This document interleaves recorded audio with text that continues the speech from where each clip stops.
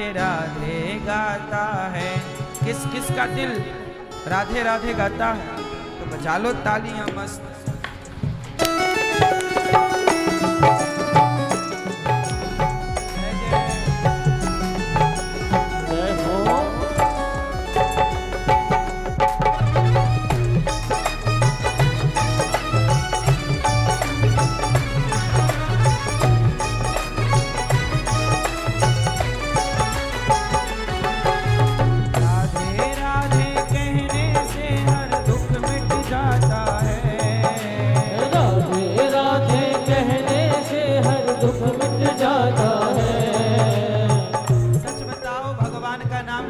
दुख मिटता है कि नहीं?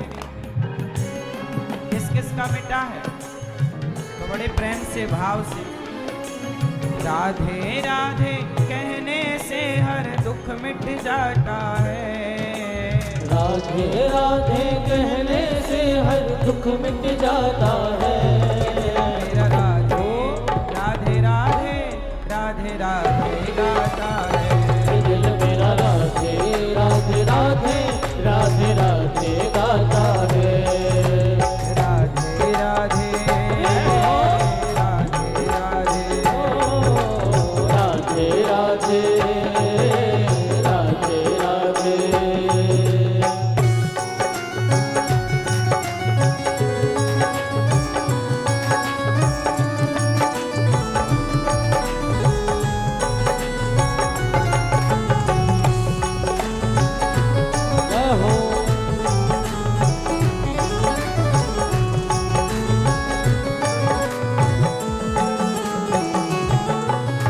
करुणामयी राधे तो करती कृपा राधे। तू करुणामयी राधे तू करती कृपा राधे। बड़े भाव से गाओ मेरे संग।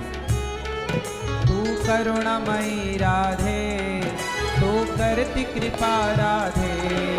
तू करुणामयी राधे तू करती कृपा राधे। मेरी विनती सुनो राधे अब दे दो शरण राधे। मेरी विनती सुनो राधे अब दे दो शरण राधे। देखो ये भजन हमने जब लिखा तो हमने ये भजन तब लिखा जब हम वृंदावन में नहीं रहते थे।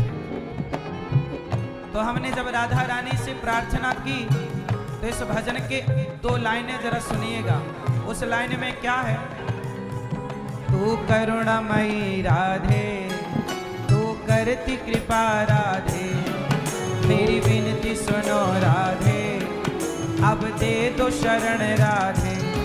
जब मैंने राधा रानी से शरण मांगी तो देखो मुझे वृंदावन धाम में बुला लिया श्री राधा रानी। ये कृपा है। ये भजन लिखने के बाद इसे शायद राधा रानी ने, ये दास अनिरुद्ध ने से गाया और राधा रानी को सुनाया। उन्होंने सुन लिया। तू करुणामयी राधे तू करती कृपा राधे। तू करुणामयी राधे तू करती कृपा राधे। मेरी विनती सुनो राधे अब दे दो शरण राधे। मेरी विनती सुनो राधे अब दे दो शरण राधे। राधे नाम को सुनकर कान्हा दौड़ाता है। राधे नाम को सुनकर कान्हा दौड़ाता है। राधे नाम को सुनकर कान्हा दौड़ाता है। राधे नाम को सुनकर कान्हा दौड़ाता है। मेरा राधे राधे राधे राधे राधे गाता है। मेरा राधे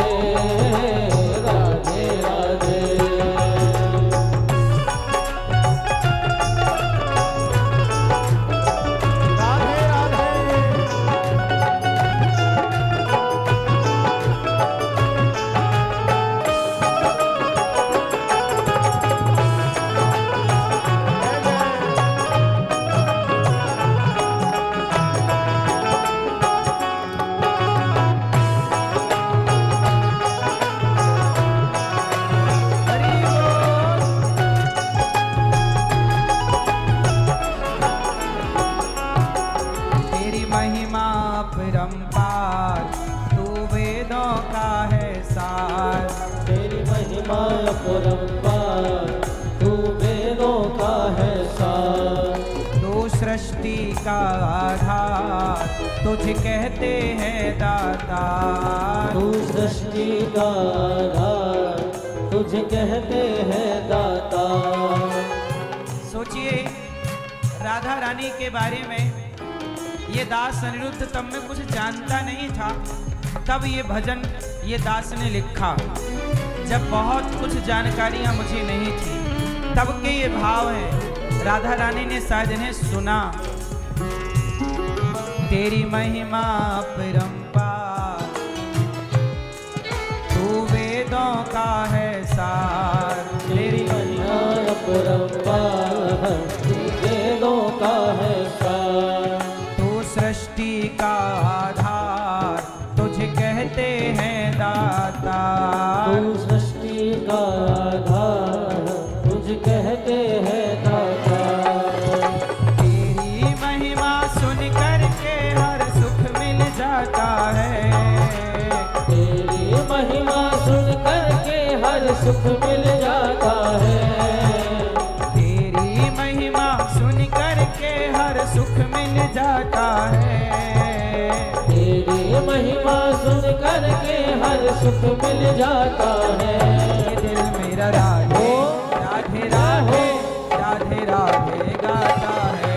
ये दिल मेरा राधे राधे राधे राधे राधे गाता है। राधे राधे राधे राधे ओ राधे राधे राधे राधे।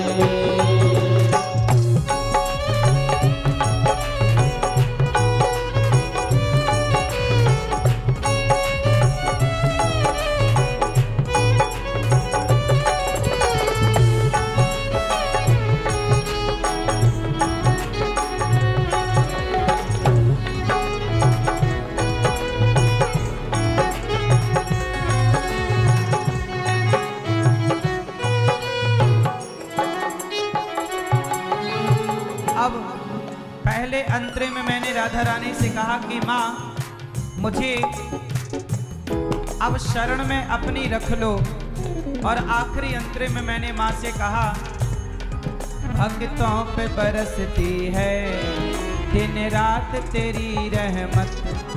भक्तों पे बरसती है दिन रात तेरी रहमत।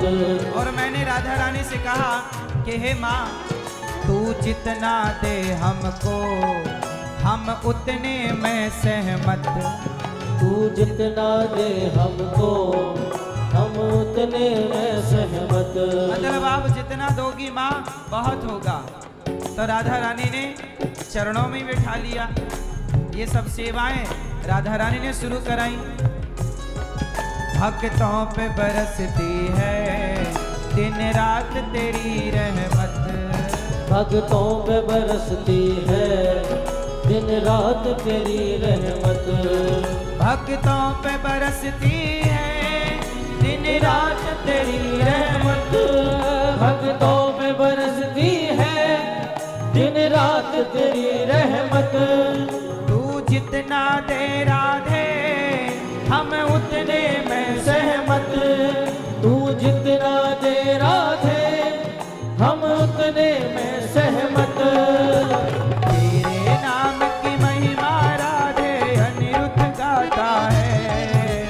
तेरे नाम की महिमा राधे अनिरुद्ध गाता है। तेरे नाम की महिमा राधे अनिरुद्ध गाता है। तेरे नाम की महिमा राधे अनिरुद्ध गाता है। ये दिल मेरा राधे राधे राधे राधे राधे गाता है। ये दिल मेरा राधे राधे राधे राधे राधे गाता है। राधे राधे राधे राधे ओ राधे राधे राधे राधे। राधे राधे कहने से हर दुख मिट जाता है। राधे राधे कहने से हर दुख मिट जाता है। राधे राधे कहने से हर दुख मिट जाता है। और राधे राधे कहने से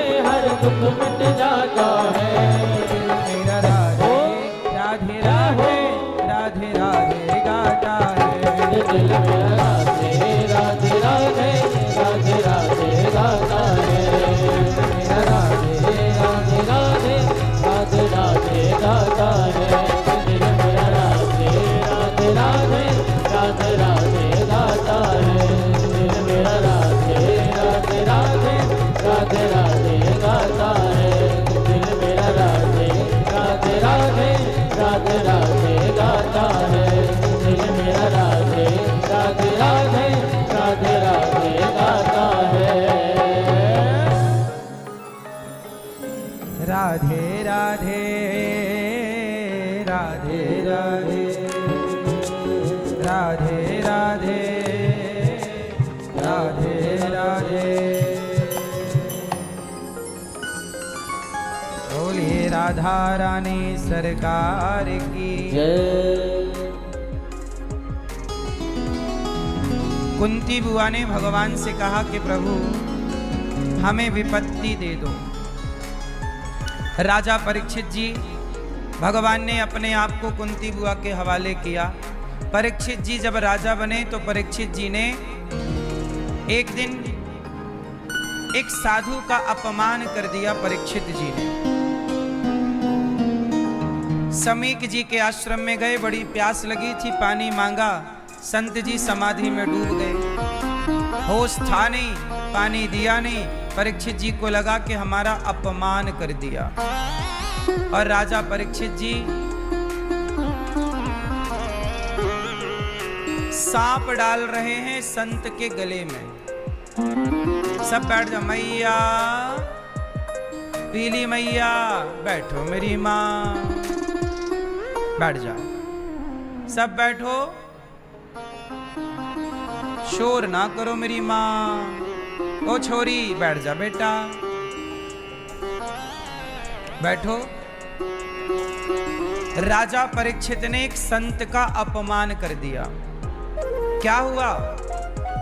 परीक्षित को 7 दिन में मरने का श्राप लग गया, फ्री में। इति लंघित मर्यादम तक्षकः सप्तमे हनि। जाओ राजन, श्रृंगी ऋषि को पता चला कि मेरे पिता का अपमान किया। समीक जी के पुत्र का नाम है श्रृंगी ऋषि, श्राप दे दिया, जाओ तुम्हें मरना पड़ेगा।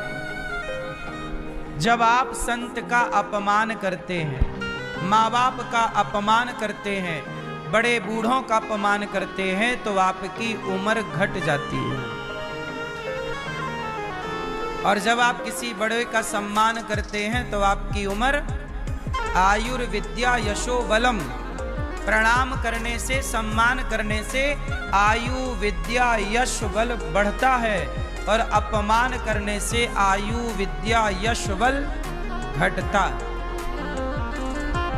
राजा परीक्षित जी की आयु घट गई, संत का अपमान कर दिया, श्राप लग गया। आज से 7वें दिन परीक्षित जी गंगा के किनारे चले गए कि अब तो मुझे मरना है, क्या करूं मन में चल रहा था।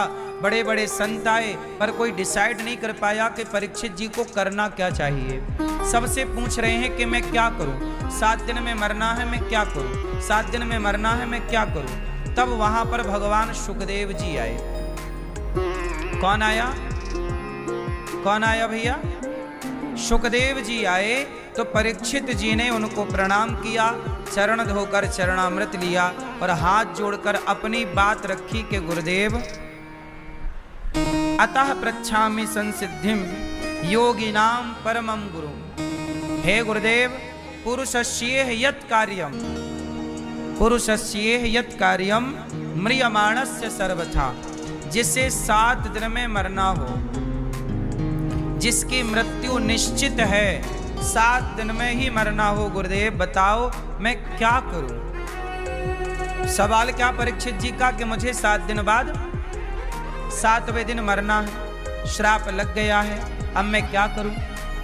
तब सुखदेव भगवान ने कहा कि राजन चिंता ना करो राजन, 7 दिन बाकी अभी है। 7 दिन बहुत है कल्याण करने के लिए। क्या करें? जिसकी आयु कम है, मौत सिर पर नाच रही हो, वो क्या करे? सुखदेव भगवान बोले वो भागवत सुनेगा तो 7 दिन ही बचे होंगे, तो 7 दिन में उसका मोक्ष हो जाएगा। इसलिए मैं आपकी भलाई के लिए कहता हूँ बार बार कि आप लोग मरने से पहले एक बार भागवत जरूर सुनिएगा, क्योंकि भागवत सुन के मरोगे तो मुझे विश्वास है कि भागवत सुनने वाले की कभी दुर्गति नहीं होगी, अधोगति नहीं होगी, उसकी सदगति निश्चित हो जाएगी। इसलिए भागवत जी का पोथी पाठ जो आप करा रहे हैं, ये बहुत अच्छा काम आप लोग कर रहे हैं। हमारे यजमान परिवार बड़े साधुवाद के पात्र हैं कि इन्होंने भागवत सुनने का निर्णय लिया। पैसे तो खर्च होंगे ही संसार में, पैसे तो बांध कर लेना जाओगे, लेकिन जो पुण्य कर लोगे वो जरूर संग चलेगा। इसलिए हम आप सबसे कहते हैं कि मरने के बाद तुम्हारे नाम का कोई कुछ भी ना करे। चलो बेटा पिंडदान करे, चलो भैया बेटा गौदान करे तुम्हारे मरने पर, भैया बेटा अच्छा काम करे, पर कुछ बेटे कुछ भी ना करें तो क्या तुम्हारे बेटे कुछ नहीं करेंगे तो क्या तुम्हारी सदगति नहीं होगी? इसलिए जो भागवत सुन लेते हैं जीते जी, उनके बेटा पिंडदान ना भी करें तो भागवत के बल पर उनका मोक्ष हो जाता है।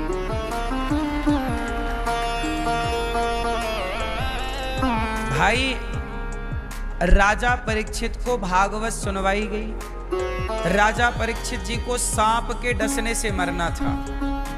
किसके डसने से? कहा जाता है कि जो अकाल मृत्यु होती है, सांप इत्यादि जो डस ले, सांप के डसने के बाद ना जल्दी मुक्ति नहीं होती। पर भागवत ऐसी है कि कोई व्यक्ति को सांप डस ले, उसकी मृत्यु हो जाए तो उसके नाम से भागवत सुन लेने से, उसके नाम से करा देने से उस व्यक्ति की, उस प्राणी की सदगति हो जाती है। अब राजा परीक्षित जी ने कहा कि गुरुदेव मैं क्या करूं? सुखदेव जी ने कहा राजन आप भागवत सुनो। आपने बड़ा ही उत्तम सवाल किया। वरी आने सते प्रश्न कृतो लोकहितम ब्रह्म आत्मविद सम्मतः पुंसाम श्रोतव्यादिषु यः परः। आपने बड़ा ही उत्तम प्रश्न किया है। जिसे 7 दिन में मरना हो, मौत सिर पर नाच रही हो, क्या करें? भागवत सुनो। भागवत में क्या है? भागवत सुनोगे तो क्या मिलेगा? श्रोतव्यः कीर्तितव्यश्च स्मर्तव्यश्चेच्छता भयम्। जो भागवत सुनता है वो 3 काम करता है। क्या काम करता है? श्रोतव्यः, पहले सुनना सीखो, कथाएं सुनो तो चित्त शांत होगा। फिर समय बचे तो कीर्तितव्यश्च, कीर्तन करो। कथा सुनना और कीर्तन करना। जैसे भोजन करने के बाद 10-20 कदम 100-200 कदम चलना आवश्यक है, बोलो हाँ। उसी तरह कथा सुनने के बाद कीर्तन करना आवश्यक है। इसलिए कीर्तन करना चाहिए। आप लोग प्रभात फेरी लगाते हो कि नहीं अपने गांव में? गांव में प्रभात फेरियां लगाओ, सवेरे से कीर्तन करो, श्री कृष्ण गोविंद हरे मुरारी, हे नाथ नारायण वासुदेव, कीर्तन करो। अब जितने एक्सपायरी डेट के लोग हैं, बूढ़े बूढ़े, ये क्या कर रहे हैं घर में बैठे बैठे?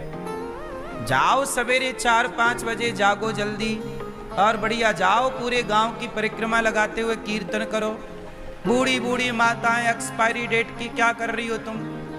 कीर्तन करो सवेरे से जाके, पूरे नगर में प्रभात फेरी निकालो। क्या निकालनी चाहिए? प्रभात फेरी।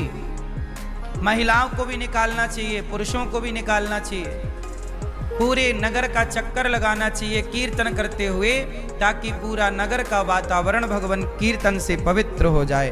भगवान का नाम जहां जहां होगा वहां वातावरण में शुद्धि होगी। मीराबाई क्या करती हैं? पग घुंघरू बांध मीरा नाची रे, पग घुंघरू बांध मीरा नाची रे। लोग कहें वो तो भई रे बवरिया, सास कहे कुल नासी रे। पग घुंघरू बांध मीरा नाची रे। तो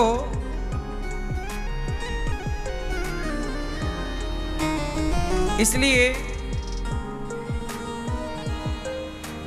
आपको चाहिए कि आप भी कीर्तन करें। पग घुंघरू बांध, वो तो गली गली हरि गुण, गली गली क्या जरूरत थी?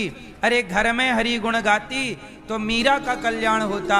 गली गली हरि गुण गाती है कि जो जो सुनेगा हरि का गुण उसका भी कल्याण होगा।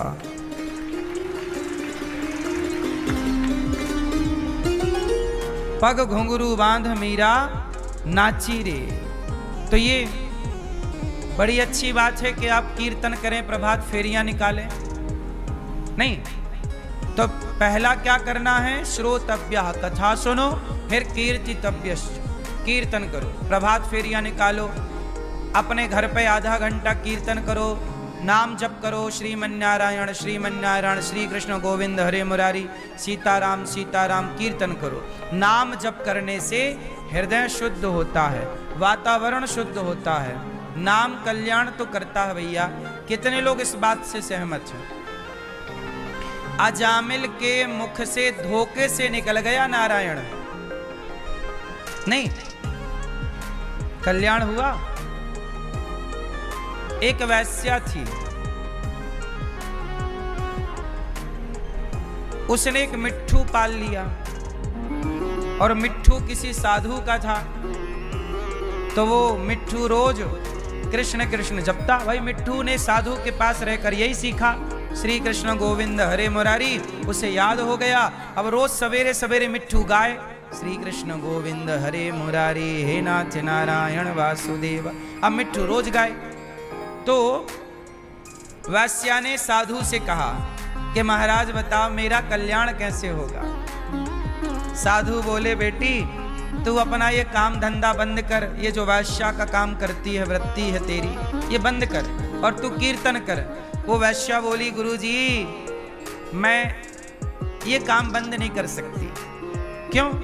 बोले अब मैं इसके बिना रह नहीं सकती, मेरी आदत हो गई। आप कोई ऐसा उपाय बताओ कि मेरी वैश्यावृत्ति भी ना छूटे और मेरा कल्याण भी हो जाए। तो साधु बोले एक काम कर, तू कीर्तन किया कर। वैश्या बोली गुरुजी मैं कीर्तन नहीं कर पाऊंगी। गुरुजी बोले कथा सुना कर। गुरुजी मैं कथा नहीं सुन पाऊंगी। तू भगवान का स्मरण किया कर। गुरुजी मैं स्मरण नहीं कर पाऊंगी। ले कुछ नहीं करना, वो चाहती है कल्याण। तो गुरुजी फिर भी दयालु, गुरुजी ने अपना तोता दे दिया।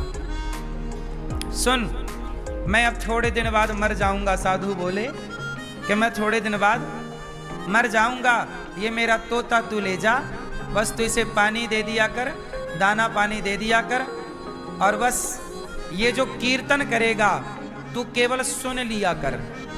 ना तू कीर्तन कर सकती है, ना तू स्मरण कर सकती है, ना तू कथा सुन सकती है। तो एक काम कर, तोता तेरे घर पे रहेगा, तू वैश्या है, तू जो करना है तू करना, लेकिन तू बस कानों से भगवान का कीर्तन जब ये गाएगा तोता तो बस सुनती रहना। वैश्या बोली ये कर लूंगी। तो बाबा जी ने तोता दे दिया, वैश्या ले आई, अपने घर पे द्वार पर लटका दिया। अब वो पर पुरुष के पास रहती, उसके संग बैठती, और वो तोता अभ्यास था उसका, वो करता कीर्तन, श्री कृष्ण गोविंद हरे मुरारी, हे नाथ नारायण वासु। एक दिन क्या हुआ कि वैश्या को आ गया अटैक। क्या आ गया? गंभीर बीमारी हो गई अकस्मात, और वैश्या दिल का दौरा पड़ने से बड़ी घबराई और मरने की स्थिति में पहुंच गई। उसके अंदर से कुछ सूझा नहीं। वो जैसे ही बाहर निकली तो तोता कीर्तन कर रहा था, श्री कृष्ण गोविंद हरे मुरारी। तो यह वैश्या भाग भी ना पाई, अचेत होके गिर गई। कोई उसके घर पे था नहीं, ये पड़ी रही। पर पड़े पड़े कुछ देर तक इसने सुना कि तोता कह रहा है श्री कृष्ण गोविंद हरे मुरारी, श्री कृष्ण गोविंद हरे मुरारी। इसने केवल सुना, और सुनकर के अब इसके प्राण छूटने का टाइम आ गया वैश्या का। केवल तोते ने केवल इसे नाम सुनवाया, और तोते के द्वारा नाम सुनने से जब उस वैश्या की मृत्यु हुई तो पार्षद गण आए और उसे भगवान के गौलोक धाम लेकर के गए। चल तेरा कल्याण हो गया। क्यों कल्याण? मैंने तो कोई पुण्य किया नहीं, मेरे से तो कोई पुण्य बना नहीं। महाराज मेरा कल्याण कैसे? मैं तो बड़ी पापनी औरत हूँ। गुरुजी ने मना किया था कि गलत काम छोड़ो, तब भी मैंने नहीं छोड़ा, तो मेरा उद्धार कैसे हो गया? बोले तुमने भगवान का नाम सुना है, अजामिल तो बोल पाया, वैश्या तो बोल भी नहीं पाई, केवल सुना। इसलिए कहता हूं कि आप ना बोल पाओ, कोई बात नहीं, तो सुनना ही शुरू कर दो। तो आप जब गली गली हरि गुण गाओगे, प्रभात फेरी निकालोगे, तो गांव के हर व्यक्ति तक भगवान का नाम पहुंचेगा। ये भी तो पुण्य है। चैतन्य महाप्रभु, गौरांग महाप्रभु कीर्तन किया करते थे और वो घर घर जाके भीख मांगा करते थे, भैया ओ मैया भिक्षा दे दो। तो कोई निकले रोटी लेकर आए, कोई निकले खीर लेकर आए, तो महाप्रभु मना कर देते, हमें रोटी की भिक्षा नहीं चाहिए, हमें खीर की भिक्षा नहीं चाहिए। तो बाबा तो कौन सी भिक्षा चाहिए? तो हरि चैतन्य महाप्रभु बोले, मैया मोकू हरि नाम की भिक्षा दे दे। एक बार तू अपने मुखड़े ते बोल दे, अपने मुंह ते बोल दे, एक बार मैया तू बोल दे, हरि बोल मैया, हरि बोल, हरि बोल मैया, हरि का नाम बोल मैया, हरि हरि हरि हरि, राधे कृष्ण बोल। तू ये भिक्षा दे दे कि तू केवल नाम की भिक्षा दे दे, तू एक बार हरि का नाम बोल। वो भीख मांगते कि भैया, क्योंकि चैतन्य महाप्रभु से उनके शिष्य ने कहा, एक बार चैतन्य महाप्रभु शराबियों के पास चले गए, ठेके की तरफ जहां शराब की दुकान थी। तो वहां पे बहुत शराबी थे, ठेके पे तो बड़े शराबी होते हैं, वहां मिलते ही हैं, वहीं बैठ के खरीदते हैं, वहीं पीते हैं। तो शराबी पी रहे थे, कुछ तो भयंकर नशे में थे, कुछ पी रहे थे, कुछ पी चुके थे, कुछ वहां पीकर नशे में पड़े थे, लौट रहे थे। तो चैतन्य महाप्रभु पहुंच गए, शराब पीने वालों से कहा, भैया बोलो हरि बोल, हरि हरि बोल। तो वो लोग क्या करें, हरि हरि तो कुछ बोले, कुछ नहीं बोले। कुछ शराबियों ने महाप्रभु का अपमान कर दिया। भाई शराबी से क्या उम्मीद करोगे, वो तो सोचेगा ये बाबा क्या कर रहा, चल। किसी ने कुछ अपमान किया, लेकिन फिर भी चैतन्य महाप्रभु ने उसके पांव पकड़ लिए। शराबी के पांव पकड़ते हैं और विनती करते हैं, भैया तो एक बार हरि बोल, एक बार अपनी वाणी से कृष्ण कृष्ण बोल, राम राम बोल, हरि हरि बोल। तो उनके शिष्यों ने कहा, चैतन्य महाप्रभु के, गौरांग महाप्रभु के शिष्यों ने कहा कि महाप्रभु आप ये क्या कर रहे हैं, आप शराबी के पांव पकड़ रहे हैं, 2 कौड़ी का शराबी, आप इसके पांव क्यों पकड़ रहे हैं, वो आपका अपमान कर रहा है। तब गौरांग महाप्रभु श्री चैतन्य महाप्रभु ने कहा कि भैया तुम नहीं जानते, ये भगवान का नाम नहीं लेता, इसकी बड़ी दुर्दशा होनी है नरकों में, इसे पता नहीं है। लेकिन यदि ये भगवान का नाम बोल लेगा धोखे से भी, तो ये उस नरक के कष्ट से बच जाएगा। मैं नहीं चाहता कि मनुष्य का शरीर पाकर भी कोई फिर से नरक का कष्ट पाए, यातनाएं पाए, 84 के चक्कर में पड़े। और बचना है तो एक ही उपाय है कि कृष्ण नाम बोल, हरि नाम, राधा नाम, कृष्ण नाम, नारायण नाम। जब ये बोलोगे तो ही तुम्हारा भला होगा। इसलिए कहता हूं कि भगवान के नाम का आश्रय लो, भगवान के नाम का आश्रय, काम करो, पैसे कमाओ, पर भीतर चलता रहे। मैया तेरे पाँव पड़ूं एक बार, राधा बोल मैया तेरे, मैया तेरे।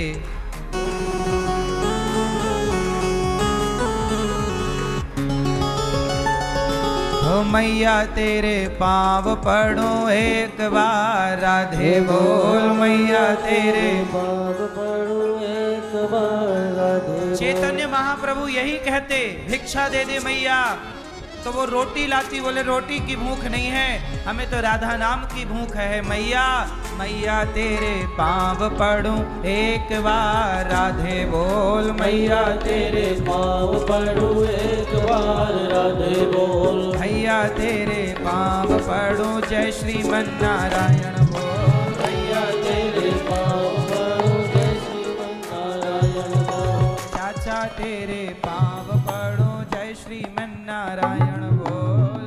चाचा तेरे पाँव पड़ूं, जय श्रीमन नारायण बोल। राधे राधे बोल मैया, राधे राधे बोल। हाँ राधे राधे बोल मैया, राधे राधे बोल। राधे राधे बोल भैया, राधे राधे बोल। राधे राधे बोल मैया, राधे राधे बोल। भैया तेरे भैया तेरे भैया तेरे पाँव पड़ो एक बार, राधे बोल। भैया तेरे पाँव पड़ूं एक बार, राधे बोल। भैया तेरे पाँव पड़ो एक बार, राधे बोल। भैया तेरे पाँव पड़ूं एक बार, राधे बोल। भैया तेरे पाँव पड़ो एक बार, राधे बोल। भैया तेरे पाँव पड़ूं एक बार, राधे बोल। राधे राधे बोल, राधे राधे बोल। राधे राधे बोल, राधे राधे बोल। राधे राधे बोल, राधे राधे बोल। हाँ राधे राधे बोल, राधे राधे बोल। मैया तेरे हो मैया तेरे पाँव पड़ो एक बार, राधे बोल। भैया तेरे पाँव पड़ूं एक बार, राधे बोल।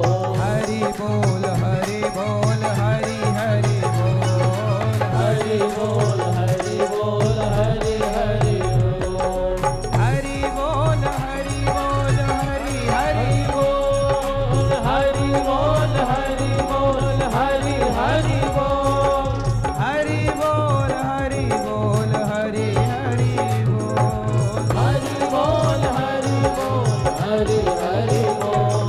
हरि बोल हरि बोल, हरि हरि बोल। हरि बोल, हरि बोल, हरि हरि बोल। हरि बोल हरि बोल, हरि हरि बोल। ओ हरि बोल, हरि बोल, हरि हरि बोल। आपको हरि हरि बोलना है, कृष्ण नाम बोलना है और इसी की भिक्षा देनी है। और इसी की भिक्षा भगवान के नाम से बड़ा धन क्या होगा? क्या होगा बताओ? भगवान के नाम से बड़ी कोई दौलत है? इसलिए मेरी माँ, भगवान का नाम सबसे बड़ी दौलत है। इसलिए आप खूब कीर्तन करो। सुखदेव जी यही समझा रहे हैं, श्रोतव्या कथाएं सुनो, कीर्तन करो और भगवान का स्मरण करो। समय बच जाए तो व्हाट्सएप नहीं, फेसबुक नहीं, भगवान का स्मरण करो। हे नाथ, मैं आपको कभी भूलूं नहीं। मैया मैया बैठ जाओ, बैठ जाओ। सुनो, भगवान का स्मरण करो। स्मरण कैसे करना चाहिए? चलो बताओ, स्मरण क्या होता है? स्मरण किसे कहते हैं? भगवान का स्मरण करो। कैसे स्मरण करते हैं? कैसे किया जाता है? जरा आप हमें समझाओ।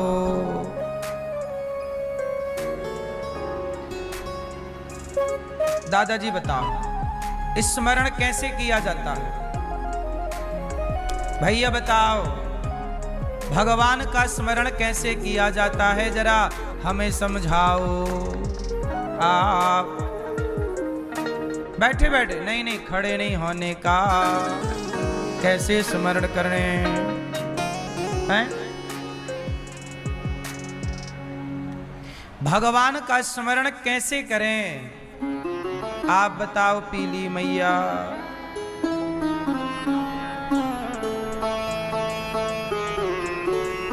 सुनो, हम बताएं, सुनो। भगवान का स्मरण कैसे करें, भगवान को याद कैसे करें। जैसे माँ अपने बेटे को याद करती है। आपका बेटा परदेश में हो, पढ़ने के लिए, काम करने के लिए, तब आप अपने बेटे को याद करती हो, तो टाइम टू टाइम याद करती हो कि हमेशा। पति परदेश में हो तो याद करती हो कि नहीं? बोलो हाँ कि ना।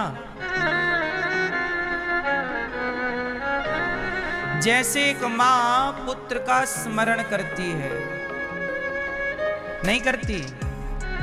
पत्नी प्रियतमा अपने प्रियतम का स्मरण करती है। ऐसे ही भक्त को चाहिए कि कहीं भी बैठा हो अपने भगवान का स्मरण करता रहे।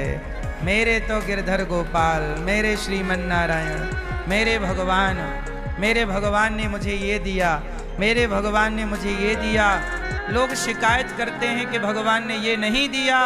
अरे ये नहीं दिया, ये लाइनें कम है, ये दिया है, ये लाइनें ज्यादा हैं। आप एक डायरी उठाओ, एक डायरी में लिखो कि क्या क्या ईश्वर ने आपको दिया है, और दूसरी डायरी में लिखो कि क्या क्या ईश्वर ने आपको नहीं दिया। तो बताओ किसके पेज ज्यादा भरे जाएंगे? दिया है ये पेज ज्यादा होंगे, या नहीं दिया ये पेज ज्यादा होंगे? बोलो। ईश्वर ने हमें दिया है, क्या क्या दिया? एक बार इस डायरी में मेंशन करना, लिखना कि ईश्वर ने हमें क्या क्या दिया है, और दूसरी डायरी में लिखना कि क्या क्या नहीं दिया। कौन सी डायरी भारी होगी? नहीं दिया ये वाली, या दिया है ये वाली? हैं? आज लोग ये नहीं लिख रहे हैं कि क्या दिया है, आज लोग ये याद नहीं कर रहे हैं कि ईश्वर ने क्या दिया है। आज लोग ये याद किए बैठे हैं कि भगवान तुमने तो ये नहीं दिया, तुमने तो ये नहीं दिया। आज लोग भगवान से कहते हैं ना, तुमने ये नहीं दिया, तुम चाहते तो ये दे देते। नहीं, भगवान ने जो दिया है वो बहुत है। हाँ, इसलिए भक्त जन गाते हैं, मुझे तुमने दाता बहुत कुछ दिया है, तेरा शुक्रिया है, तेरा शुक्रिया है। मुझे तुमने दाता बहुत कुछ दिया है, तेरा शुक्रिया है, तेरा शुक्रिया। तो भगवान ने हमें बहुत कुछ दिया है। हाँ, मुझे तुमने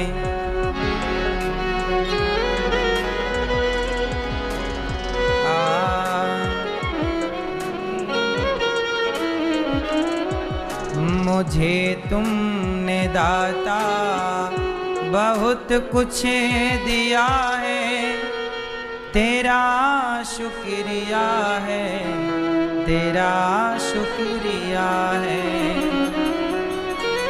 भगवान ने जो दिया है उसका धन्यवाद, तेरा शुक्रिया है, तेरा शुक्रिया है, धन्यवाद।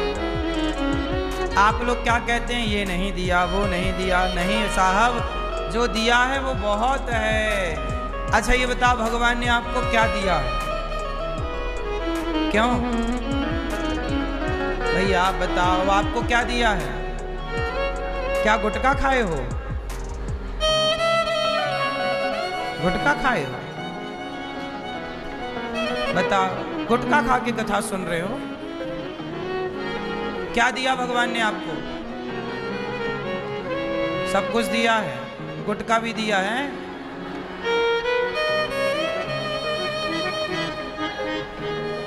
पैर नहीं दिए? दिए थे ना भगवान ने, तो काहे कटवा लिए? कैसे कट गए हैं? ट्रेन से। तो लापरवाही क्यों कर रहे थे ट्रेन में?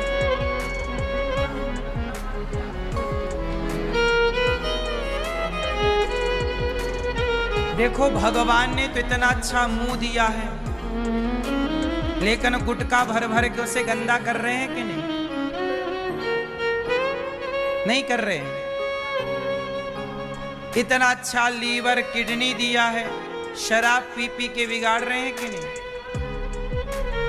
तो ईश्वर ने जो दिया है उसका सदुपयोग कहाँ कर रहे हैं लोग? जो दिया है वो कम नहीं है। भाई आपको भगवान ने क्या दिया? क्या दिया?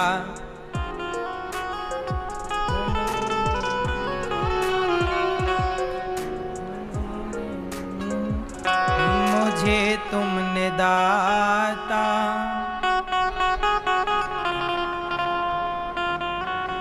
मुझे तुमने दाता बहुत कुछ दिया है। मुझे तुमने दाता बहुत कुछ दिया है। तेरा शुक्रिया है, तेरा शुक्रिया है। न मिलती अगर दी हुई दात तेरी, तो क्या थी जमाने में औकात मेरी। तुम्ही ने तो जीने के काबिल किया है। तुम्ही ने तो जीने के काबिल किया है। तेरा शुक्रिया है, तेरा शुक्रिया है। मुझे है सहारा तेरी बंदगी का, है जिस पर गुजारा मेरी जिंदगी का। मुझे है सहारा तेरी बंदगी का, है जिस पर गुजारा तेरी जिंदगी का। मिला मुझको जो कुछ भी, मिला मुझको जो कुछ भी तुमसे मिला है। मिला मुझको जो कुछ भी तुमसे मिला है। तेरा शुक्रिया है, तेरा शुक्रिया है। जो कुछ मिला है वो कृपा से पाया है, वरना मेरी औकात क्या है। और किया कुछ न मैंने, शर्मसार में हूँ। तेरी रहमतों का तलबगार में हूँ। किया कुछ न मैंने कुछ नहीं किया, शर्मसार में हूँ। तेरी रहमतों का तलबगार में हूँ। तलबगार मतलब है ईश्वर मैं तेरी रहमतों का ऋणी हूँ। दिया कुछ नहीं बस लिया ही लिया है। दिया कुछ नहीं बस लिया ही लिया है। तेरा शुक्रिया है, तेरा शुक्रिया। मुझे तुमने दाता बहुत कुछ दिया है। तेरा शुक्रिया है, तेरा शुक्रिया।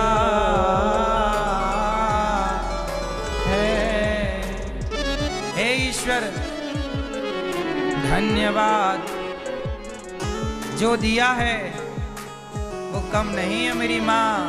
तो भगवान का कीर्तन किया करो, स्मरण किया करो। स्मरण क्या, रोज बैठो और स्मरण करो कि प्रभु तुमने क्या क्या दिया है। जो दिया है क्या हम उसका ऋण चुका पा रहे हैं? कुछ कह कर पा रहे? अरे कुछ नहीं कर पाओ तो जिसने दिया है उस मालिक को कम से कम ऋणी भाव से याद तो कर लो। विधाता मैं नहीं चुका पा रहा हूं पर मैं भूला तो नहीं। सुनो, आपसे कोई 10,000 कर्जा ले ले, 10,000 कर्जा ले ले और आप उसे लेकर पैसा भूल जाए, तब आप ज्यादा गुस्सा होते हैं। यार लिया और भूल गया, फोन भी नहीं उठाता, बात भी नहीं करता। बोला था 2 महीने में दे दूंगा, आज 2 साल हो गए, दिया नहीं, फोन भी नहीं उठाता, दुष्ट कहीं का। लेकिन एक आदमी वो है जिसने आपसे 20,000 रुपए लिया, लेकिन रोज आपको फोन लगाकर मालिक भैया आपने बड़ा उपकार किया है, आपने मेरी मुसीबत पे मुझे 20,000 की जरूरत थी, आपने दिया भैया, अभी मेरे पास पैसा नहीं है पर आप भरोसा रखें मैं आपका जरूर लौटाऊंगा। वो सदा आपका ऋणी रहे तो 10 साल हो जाएंगे, आप उसे मांगेंगे नहीं कि कम से कम बेचारा रोज तो कहता कि मैं दूंगा। भूला तो नहीं है? क्यों जी, बात सही है। मैं आपसे 10,000 रुपए ले लूं और रोज फोन लगा के आपको कहूं भैया आपने मेरे मुसीबत में बड़ा साथ दिया पर मैं आपके 10,000 लौटाऊंगा जरूर। रोज मैं आपको फोन लगाऊं या हफ्ते में 2 बार फोन लगा के कह दूं, तो आपको क्या रहेगा, तसल्ली रहेगी कि नहीं? आप मांगोगे पैसे? आप नहीं मांगोगे, आप समझ लोगे कि यार इसने कम से कम हमारा एहसान तो माना है, इसने कम से कम हमारा एहसान तो मान रहा कि भैया हमारे मुसीबत में आप हमारे साथ खड़े थे। तो सोचो कि परमात्मा ने इतनी बड़ी जिंदगी आपको दे दी और आप कम से कम रोज ईश्वर के मंदिर में जाकर पास बैठकर कह दो विधाता मैं तेरा भजन नहीं कर पाया लेकिन प्रभु मैं आपका भजन जरूर करूंगा, मेरा कल्याण करना प्रभु, आप ही मुझे बुद्धि दो, आप ही मुझे सद्बुद्धि दो। आप कम से कम रोज भगवान को याद कर लेंगे तो भगवान को ये याद रहेगा कि यार ये आदमी अच्छा है, भुलाया नहीं। वरना कुछ लोग ऐसे होते हैं भगवान ने जीवन दिया, जीवन लिया, इसके बाद भगवान को मानते ही नहीं। अरे बोले हम तो भगवान की भक्ति नहीं करते, हम तो ईश्वर को मानते नहीं। ऐसे नमक हरामों पर फिर भगवान एक्शन लेते हैं।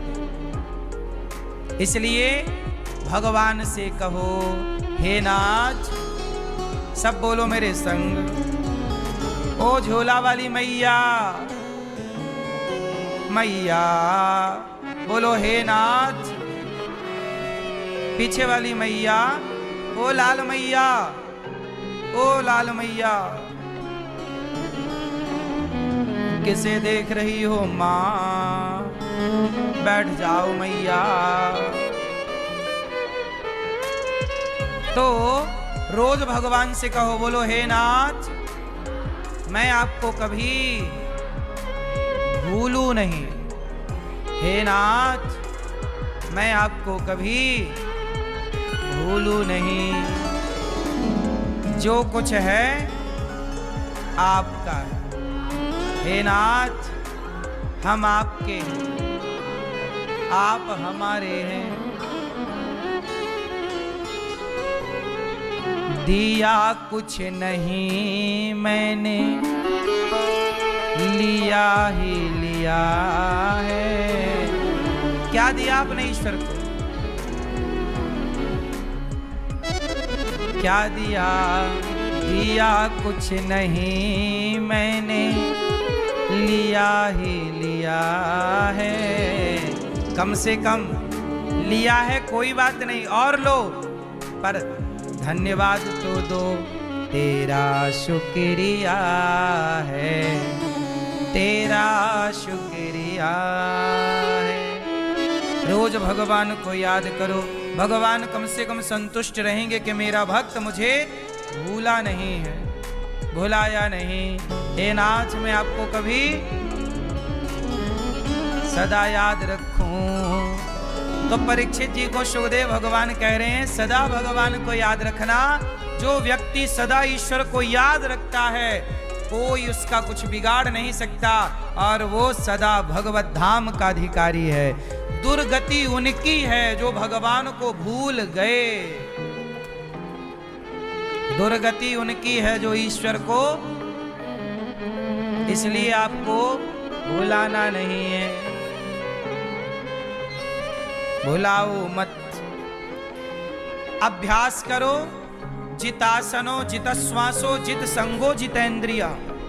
अभ्यास करो, मन को कंट्रोल करो, हर गलत जगह से मन को हटाओ, और जीवन में जितना मिल जाए उतने में संतुष्ट रहो। सत्यां छितौ किं कसिपोः प्रयासैर् बाहौ स्वसिद्ध्येयुपवर्हणैः किं सत्यञ्जलौ किं पुरुधान्यपात्र्या दिग्वल्किलादौ सति किं दुकूलैः क्षीराणि किं पथि नशन्ति दिशन्ति भिक्षाम् नैवाङ्घ्रिपाः परव्रतः सरितोऽप्यशुष्यन् रुद्धा गुहा किमजितोऽवतिनोपसन्नान् कस्मात् भजन्ति कवयो धनदुर्मदान्धान्।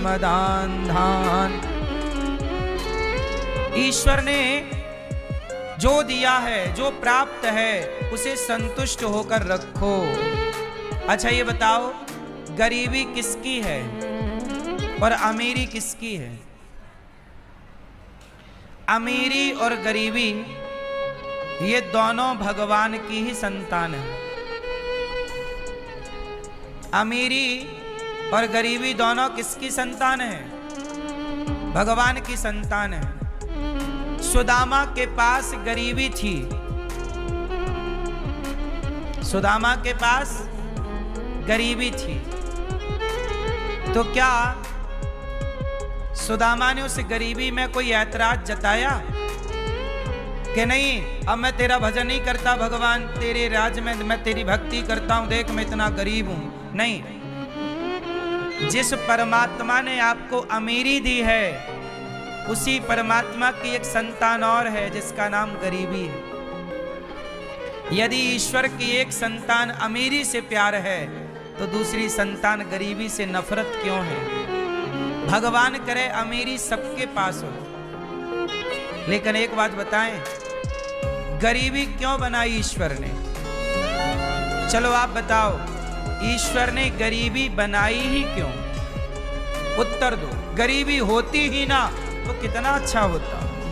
चलो भैया बताओ, गरीबी ना होती तो कितना बढ़िया होता। चलो बताओ, गरीबी ना होती तो अमीरी क्या होता फिर?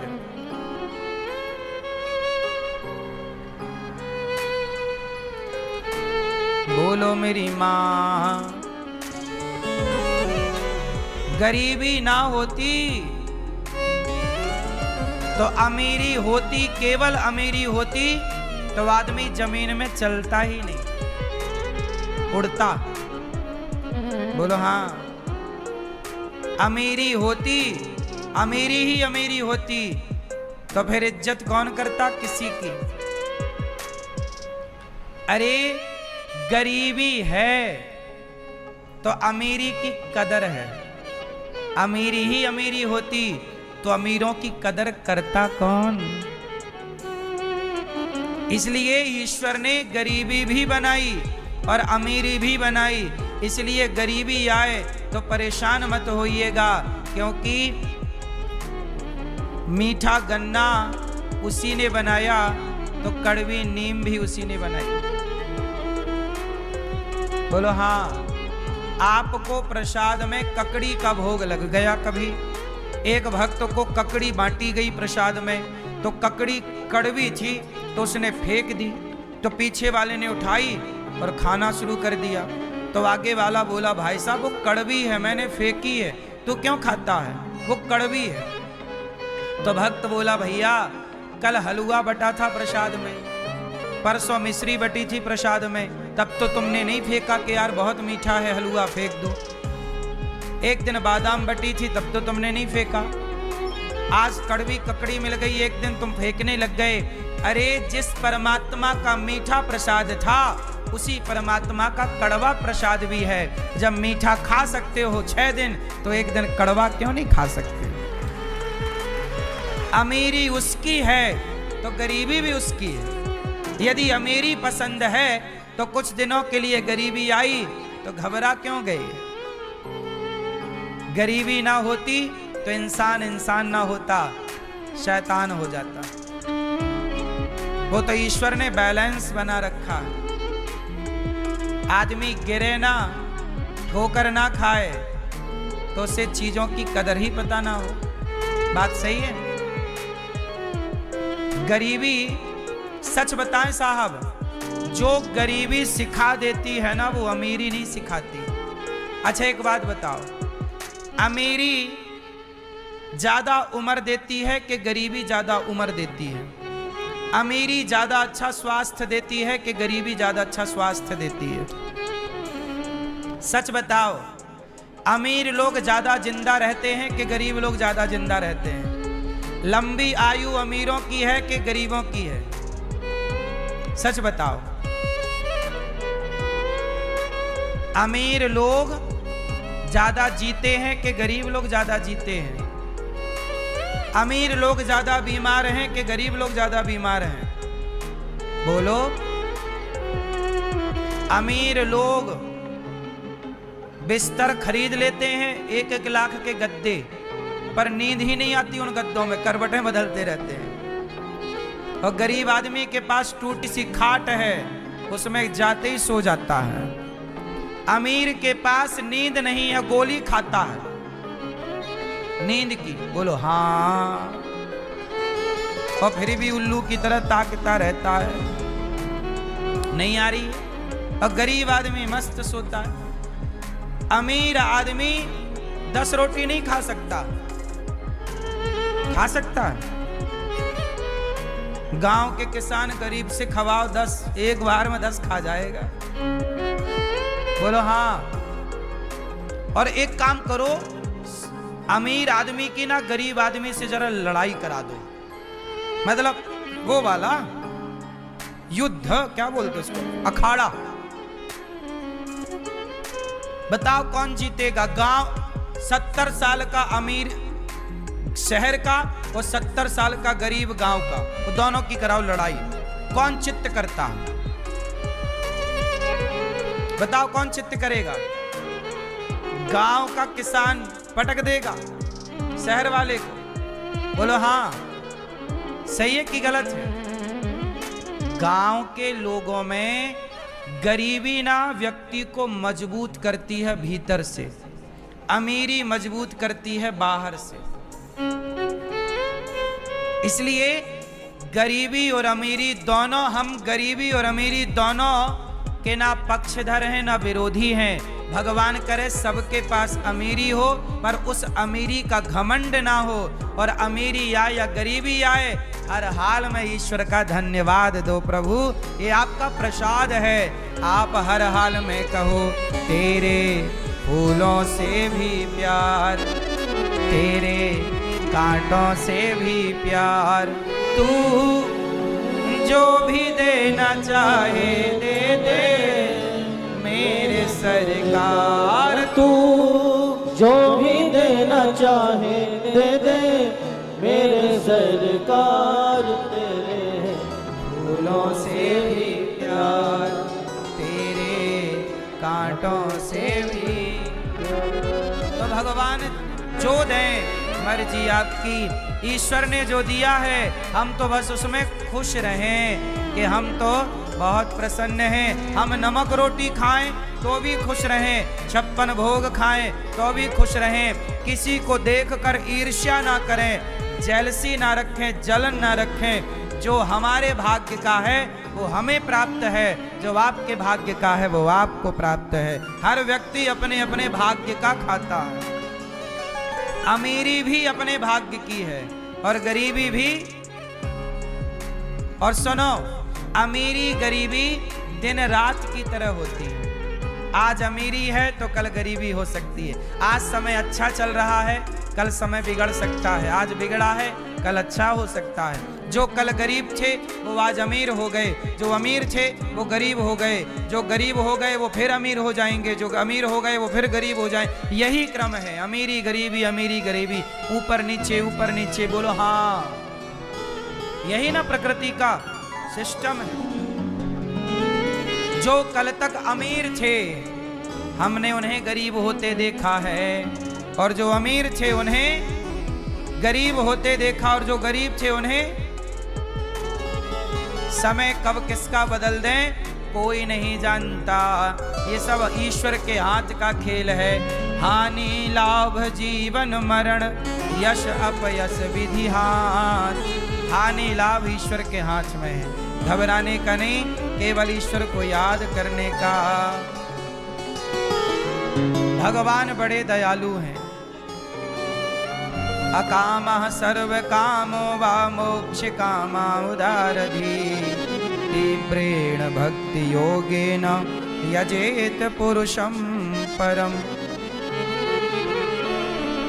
भैया कोई एक देवता की उपासना करे तो उसे वो मिल जाए। लक्ष्मी चाहिए तो माया देवी को भजे, तेज चाहिए तो अग्नि की उपासना करे, अन्न चाहिए तो अदिति की उपासना करे। पर जो भगवान की आराधना कर लेते हैं उन्हें सब कुछ प्राप्त हो जाता।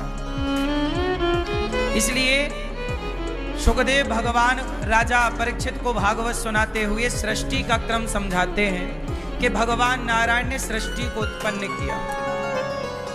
भगवान नारायण की नाभि से कौन प्रकट हुआ? भगवान नारायण की नाभि से ब्रह्मा, और ब्रह्मा जी से कौन उत्पन्न हुआ? ब्रह्मा जी से संत 10 ऋषि उत्पन्न हुए, और फिर ब्रह्मा जी से मनु और शत्रुपा का प्राकट्य हुआ। विदुर जी महाराज के घर भगवान शांति, विदुर जी के घर जब भगवान शांति प्रस्ताव लेकर दुर्योधन के यहाँ गए, तब भगवान ने विदुर जी के घर जाकर छिलकों का भोग लगाया। और विदुर के घर क्या खाए? छिलके। भगवान क्या खाने को तैयार है?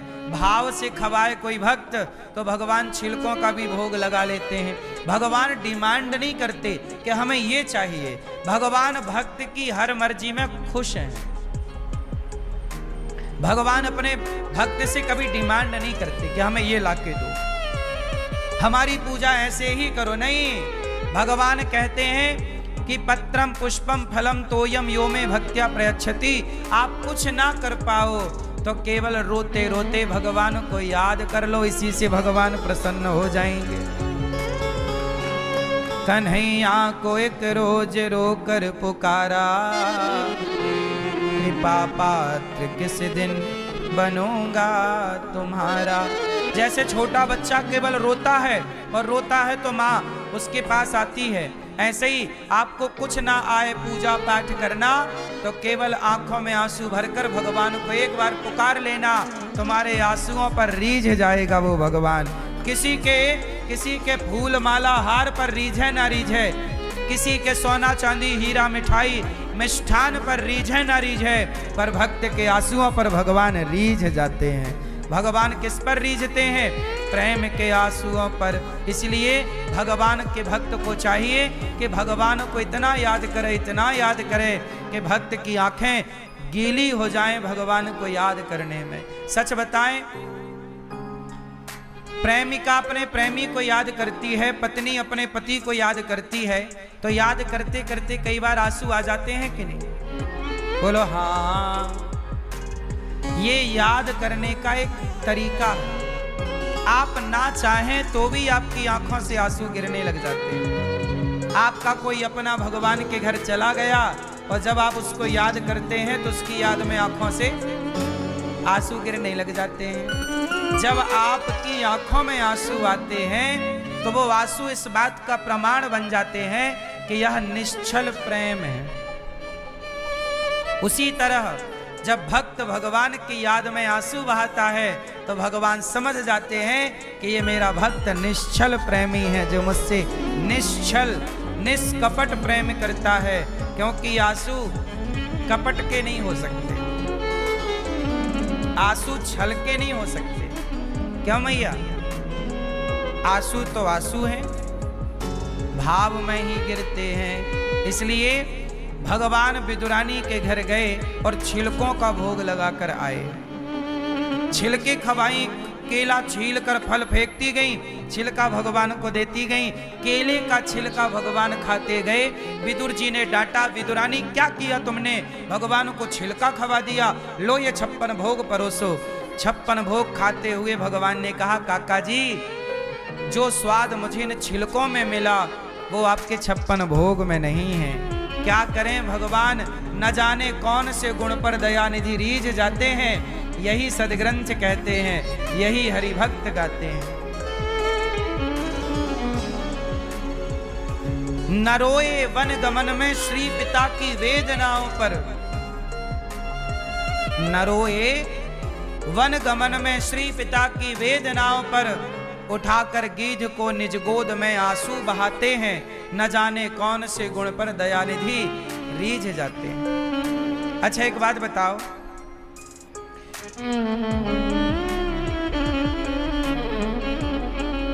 ये बताओ कि दशरथ जी की जब मृत्यु हुई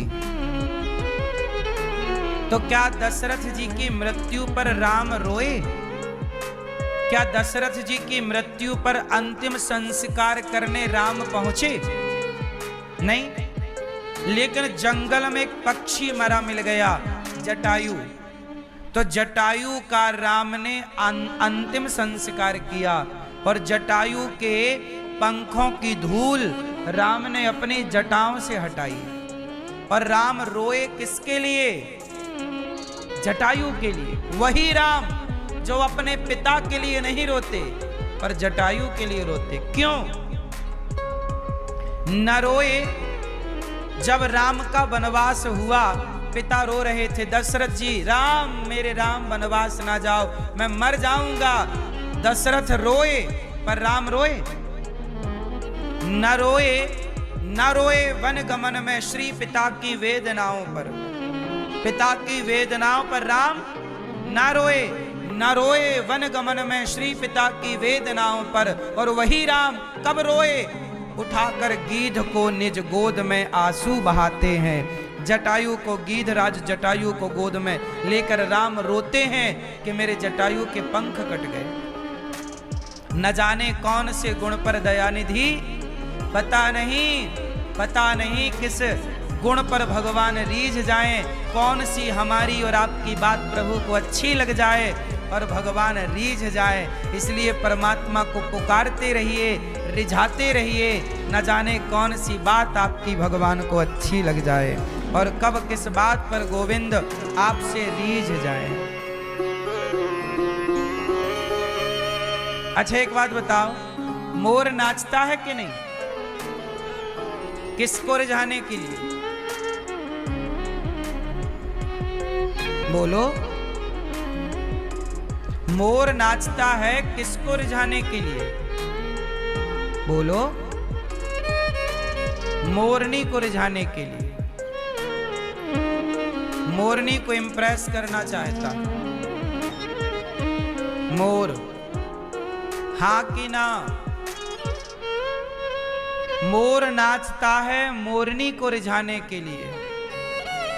बहुत सारे चिड़ा मतलब चिड़िया के हस्बैंड चिड़ा नाचते हैं अपनी चिड़िया को रिझाने के लिए। बहुत सारे, आपने देखा नहीं? बहुत सारे पक्षी होते हैं जो नाचते हैं अपनी चिड़िया को रिझाने के लिए। हाँ या ना? मीराबाई भी नाचती है, पग घुंघरू बांध मीरा नाची रे। पूछा मीरा किसके लिए नाची रे? मीरा बोली मैं जगत के लिए ना नाची रे, मैं तो गिरधर गोपाल को रिझाने के लिए नाची रे। तो भक्त का हर कार्य भगवान के लिए होता, तो भक्त नाचे तो भगवान के लिए। अब जैसे आप लोग भजन भाव में कथा होती है तो नाचते हो, तो आप किसके लिए नाचते हो? भगवान के लिए। नाचना भी एक भक्ति है, पर भाव से नाचो। अब कुछ लोग क्या होते हैं, नाचते कैसे हैं? बोले आएंगे आगे और भागवत जी भगवान की तरफ कर लेंगे पीठ और आप लोगों की तरफ मुंह करके नाचेंगे। मतलब इनका नाच जगत को रिझाने के लिए कि देखो आप लोग, हम भी नाच रहे हैं। लेकिन एक नाच है, एक नृत्य है जो जगत को रिझाता है। अरे नाचने वाली नचनियां बहुत हैं। वो नचनियां किसको रिझाती हैं नाच नाच के? आजकल बॉलीवुड में नचनियां क्या कर रही हैं? कमर हिला हिला के किसको रिझा रही हैं? जगत को। ये संसार का नाच जगत के लिए है, जगत को रिझाने के लिए। लेकिन कोई भक्त नाचे मीरा की तरह तो वो भगवान को रिझाने के लिए। इसलिए कहता हूं कि भगवान मन का नाच देखते हैं, तन का नाच तो जगत के लोग देखने के उत्सुक रहते हैं। इसलिए मन से नाचो, भगवान के लिए नाचो, भगवान की याद में, भगवान के स्मरण में झूम जाओ, डूब जाओ चिंतन में, स्मरण करो भगवान का। विदुरानी इस तरह डूब गई कि पता ही नहीं लगा कि वो छिलका खिला रही है कि फल खिला रही हैं। और भगवान फल नहीं छिलका खाते गए। यही ना भाव है कि हम भूल जाएं कि हम कर क्या रहे हैं। यही है डूबना, भाव में समाहित हो जाना। विदुरानी कि भगवान छिलके खाते हैं, भगवान डिमांड नहीं करते कि हमें ये ला कर दो। अरे भक्त तो रोकर पुकार ले एक बार, उस आंसू पर ही रीझ जाते हैं भगवान। इसलिए बड़े दयालु हैं। जटायु पर रीझ गए। किस पर रीझ गए? जटायु पर रीझ गए। भगवान हाथी पर रीझ गए। हाथी का पांव मगर ने पकड़ लिया, हाथी पर रीझ गए। बचा लिया कि नहीं? इसलिए भगवान को बस पुकारो, वो रीझ जाएंगे। भगवान विदुर जी महाराज मैत्रेय जी के पास गए और मैत्रेय जी से सृष्टि के बारे में जानने का प्रयास किया। तो सुनो सृष्टि के बारे में क्या है। मनु जी महाराज के 2 बेटे हुए और 3 बेटियां हुई। इस संसार में पहले कौन आया? पुरुष के स्त्री। मैया, ओ मैया, जा रही हो मेरी माँ? टाटा। बाय बाय नहीं, टाटा। ये बताओ संसार में पहले कौन आया? पुरुष के स्त्री। कौन आया? मिस्त्री। मिस्त्री कौन कह रहा भाई?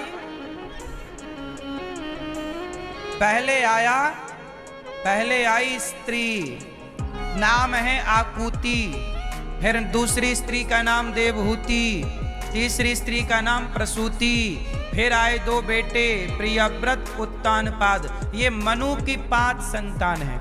ब्रह्मा जी के शरीर से मनु और शत्रुपा का प्राकट्य हुआ। मनु शत्रुपा की 5 संतानें हुई, 3 बेटियां। आकुति का विवाह रुचि प्रजापति से हुआ, जिन्हें के यहाँ यज्ञ भगवान हुए, यज्ञ नारायण भगवान।